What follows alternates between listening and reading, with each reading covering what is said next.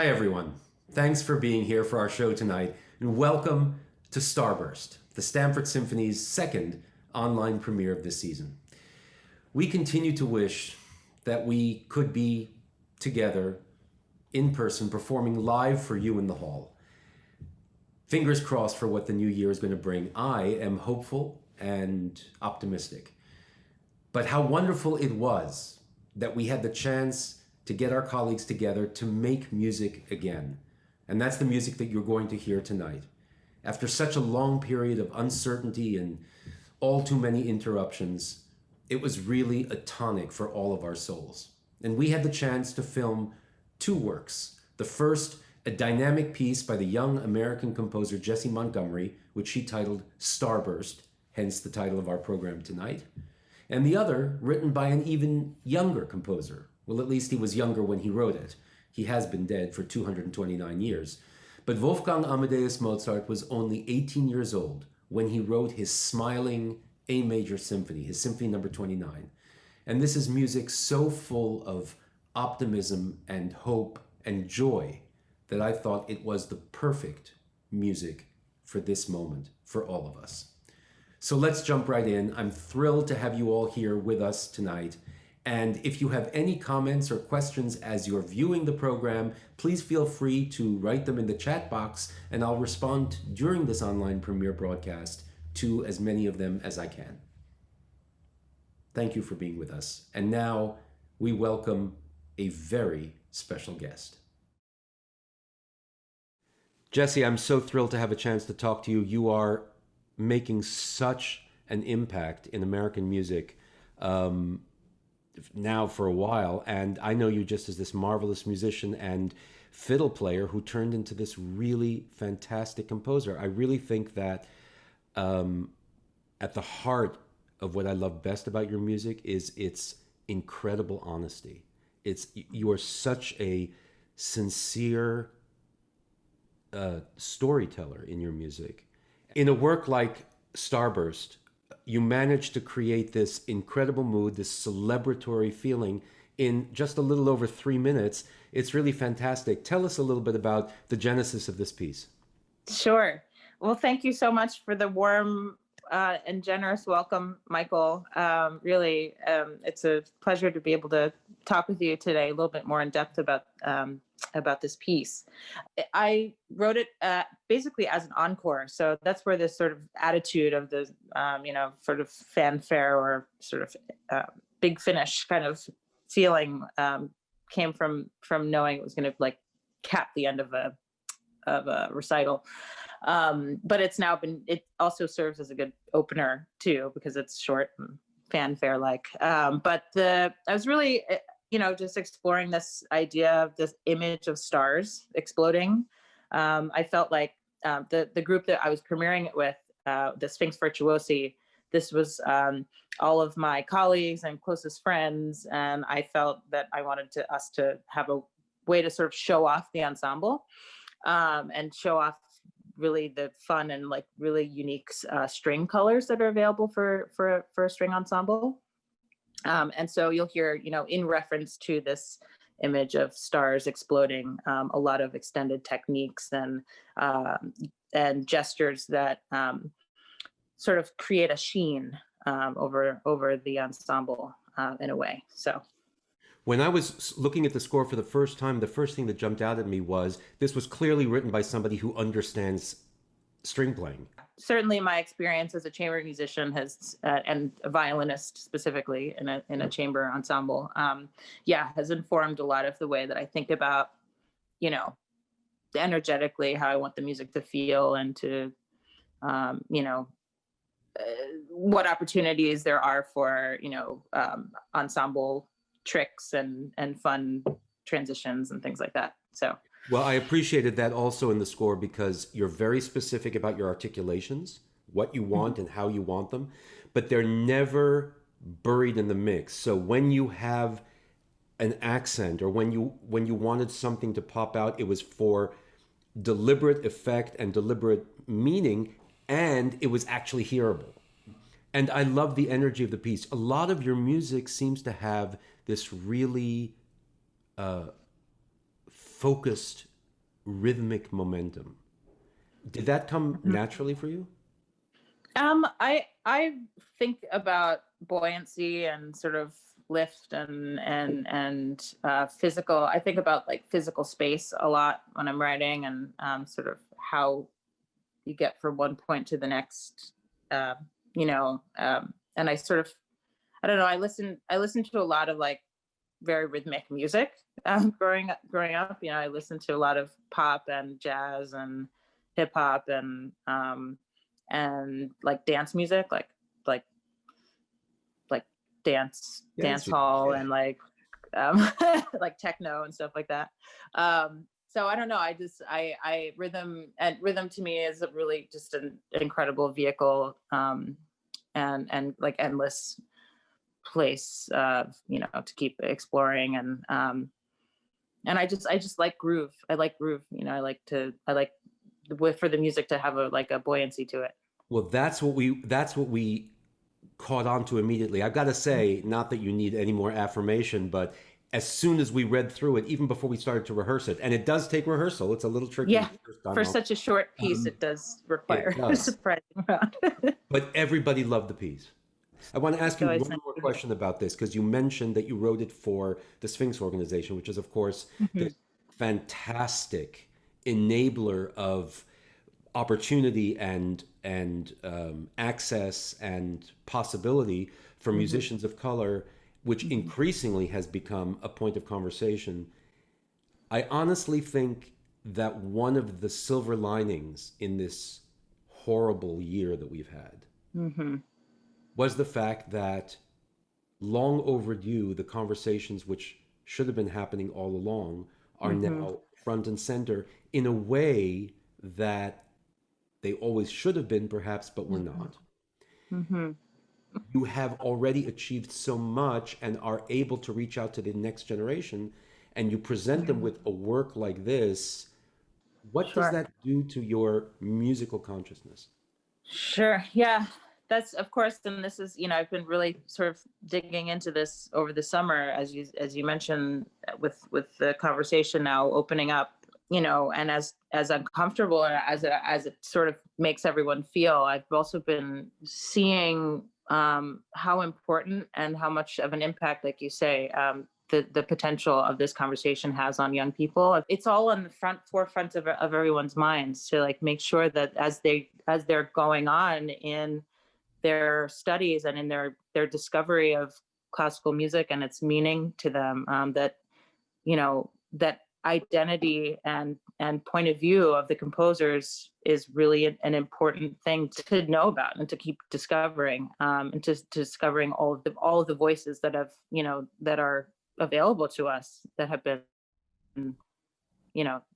kept aside for all this time. And thankfully now more performances of people's work, composers of color and female composers as well, getting to know that music better is a priority for everyone now, and really an interest for the young people. They don't want to feel like they're missing out on anything, and I feel very, very fortunate to be in this position, to be able to do my work honestly. I think that's what really matters to me right now, is regardless of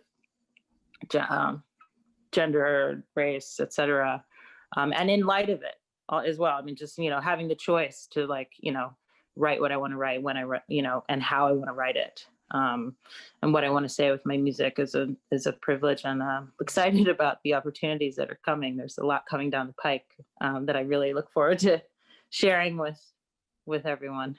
So, well, it's great. You use the word to compose with honesty. It's the word that I used about you, and it's why I think you are such a bright light and so important for all of us. Thank you, and I love your music, and we're going to listen now to Starburst and a lot more of your music to come. So thank you.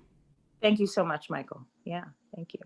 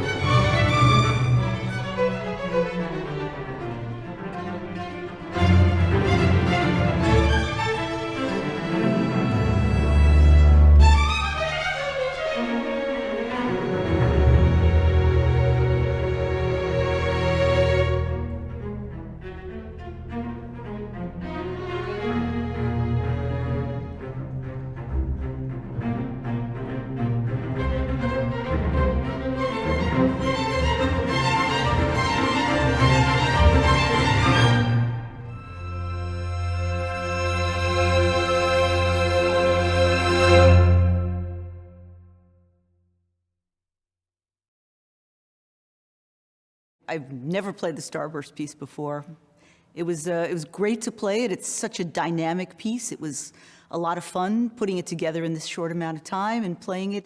Starburst is a new piece for me this year. I actually had the pleasure of playing it earlier in the year, and it was really fun to come back to it today. There's so much energy and so much excitement, rhythmic excitement here. And it's a challenge to put it together, but it's a very, I don't know, I think the name Starburst is really quite appropriate for it. It's kind of ecstatic and joyful. The other night, I was outside on my roof deck, and all of a sudden I saw this what I thought was like a shooting star flaming across the sky. And I had just been practicing Starburst all afternoon, and I thought, did I really imagine that? And it seemed like a good omen for this week. So. Good evening, everyone. My name's Alan McIntyre, and it's my honour to be the chairman of the board of the Stamford Symphony Orchestra. Let me add my welcome to Michael Stearns as you join us this evening for this online premiere. This clearly isn't the season that we had intended, but then again, very little in 2020 has gone according to plan. On behalf of the board, I wanted to take a minute to thank you all for sticking with us this year, as we've explored new ways to bring the very best classical music to Fairfield County and beyond.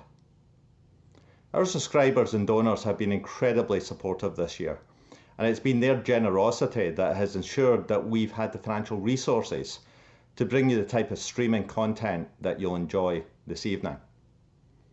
I would also like to thank our musicians and our staff for their flexibility and commitment to doing everything they can within the constraints of a public health crisis to continue to make great music. If you enjoyed tonight's concert, please consider becoming a subscriber or simply making a donation in any amount at stamfordsymphony.org or by texting Starburst to 76278. Your generosity will allow us to continue presenting events such as these until we can return to performing live at the Palace Theatre. For those of you who are already subscribers to the 2020-21 season, as a special thank you, I would like to invite you to join Michael Stern and some of our musicians via Zoom in the VIP Green Room immediately after this broadcast. The link should hopefully be in your email inbox. Even though the calendar has now turned to December, the Stamford Symphony is not done bringing you great music this year. On December 20th, we will be broadcasting a Venetian holiday concert that will feature the music of Vivaldi and Gabrieli, and also some festive carols from our brass quintet. And on January 3rd at 3 p.m, we will have more great brass music for you to ring in the new year. Well, 2020 wasn't all bad. I think we're all hoping for a much better 2021 and for the chance to once again share the gift of classical music, live and in person. Thank you again for watching the concert this evening, and season's greetings from the Stamford Symphony Board. Good night, stay well, and please enjoy the music. There's a story about Mozart which I love. Apparently, towards the end of his all too short life, Mozart was approached by an aspiring young composer who asked him specifically, how does one write a symphony?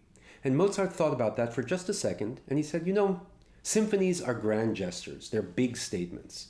You have to start small. Write for solo keyboard, write for a string quartet, write for a small group of voices. And when you gain craft and get confident, you can expand to larger forces. And the young composer looked at him and he said, but with all due respect, Herr Mozart, you were writing symphonies when you were just a child. And Mozart said, yes, but I never had to ask anyone how to do it. It may be an apocryphal story, it doesn't matter, I love it. And I think about that whenever I take up the score to this next piece that you're about to hear, this great Symphony No. 29 by Mozart in A major, Koschel 201. I love this piece. It's everyone's favorite, and certainly an extraordinary example of a precocious talent, to say the least. I mean, Mozart was practically the poster child for child prodigies and geniuses.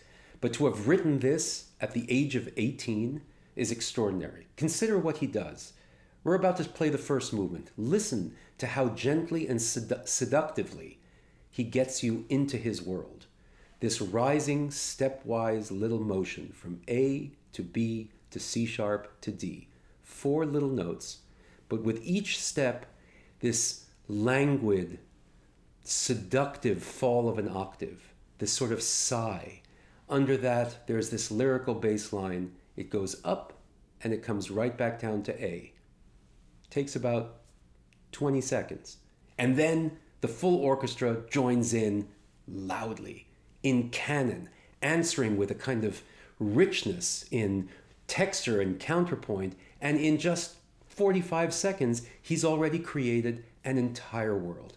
It's astonishing, with the economy of means that he uses, how complete an experience he can give us.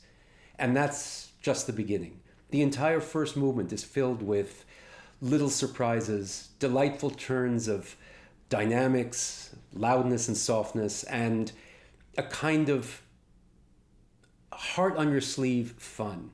This is what really gets me, this sense of unbridled joy in this piece. This is a young man knowing that he's smiling as this music is coming out of him. And Mozart also knows, listen to how he can understand the perfect moment when everybody should sing together in unison and when there should be this collective harmonic coming together. And of course, the end of the piece is just this glorious fanfare with oboes and horns proclaiming with, again, a huge smile on his face, "This is my opening statement." Listen.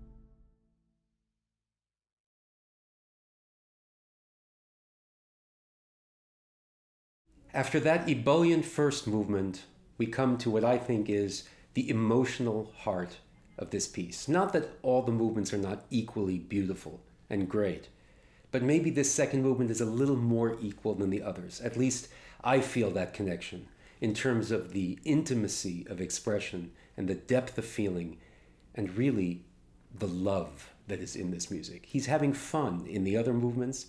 Here, he's quietly, sincerely, lyrically speaking to us about love. The muted sounds of the violins create this kind of night music almost. This is whispered conversation deep in the night.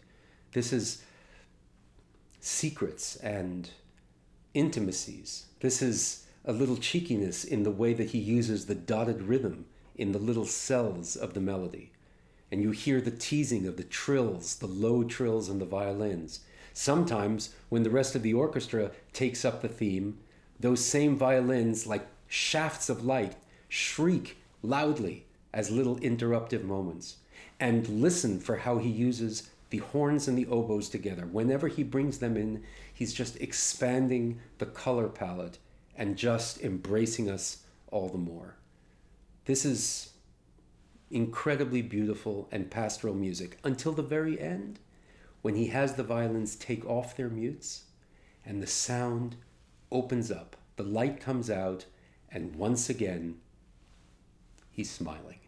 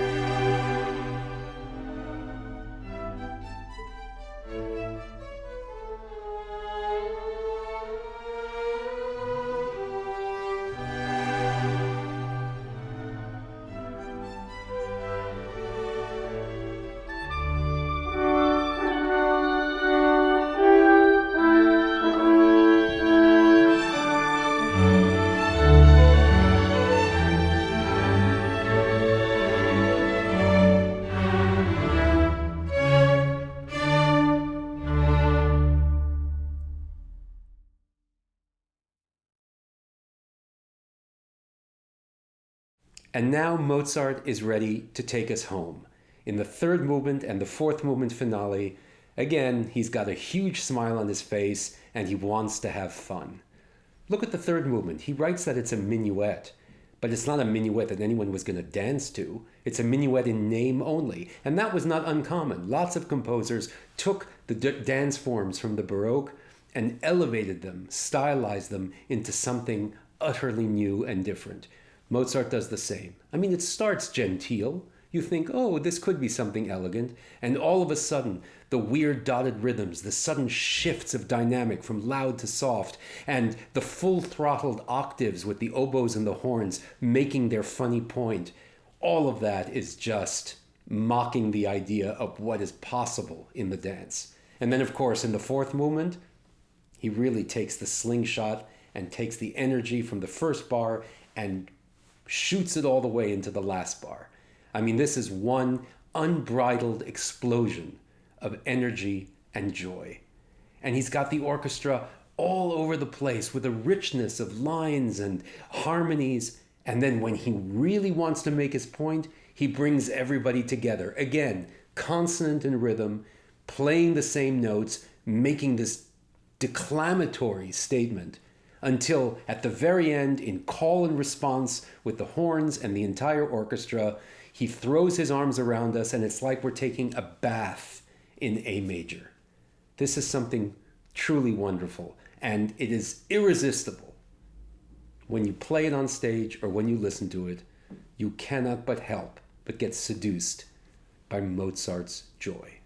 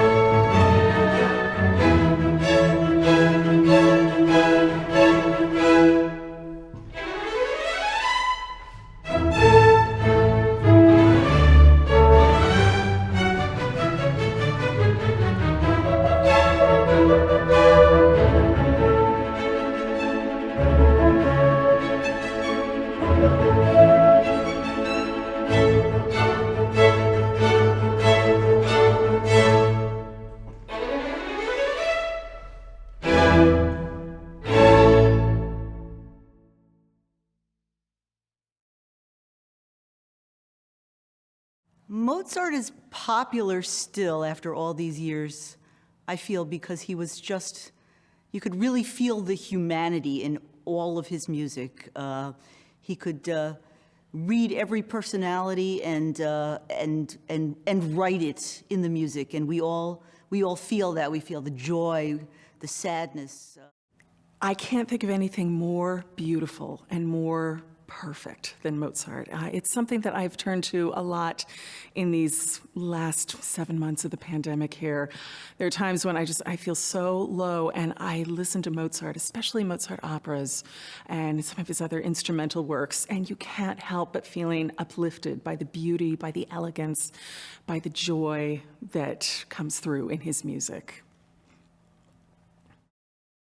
It is wonderful to be back with Stamford Symphony today, rehearsing and recording. It's absolutely wonderful to see our colleagues make music together. Most of us haven't seen each other for a long time or played together like this, so it was very exciting for everybody. It felt great to be here and playing with my colleagues again. It felt kind of like when you've had a long summer break and you come back to school, and suddenly you see everybody again and you get a chance to work and play with them. It just really good, felt good. We do what we do so that we can play for somebody, for the audience. And we appreciate it so much. We appreciate them, so thank you. Well, thank you everyone for having been with us tonight. We loved having had the chance to share our music with you in this online premiere, and I look forward to the next ones in the new year. And especially, I look forward to being able to be back together again live at the Palace Theatre. And a very special thanks to all of you whose incredible support by your subscriptions and your donations make all of this possible, and in fact, make the future of the Stamford Symphony so hopeful. I'm going to be in the virtual VIP green room in just a few minutes. Some of our musicians and I look forward to welcoming our 2020-2021 subscribers there, and we're going to enjoy that visit. In the meantime, to everyone, a happy and healthy holiday season and a very safe and happy new year. Let us all be hopeful for the new year. In the meantime, stay vigilant, stay safe, and we'll see you soon. Good night.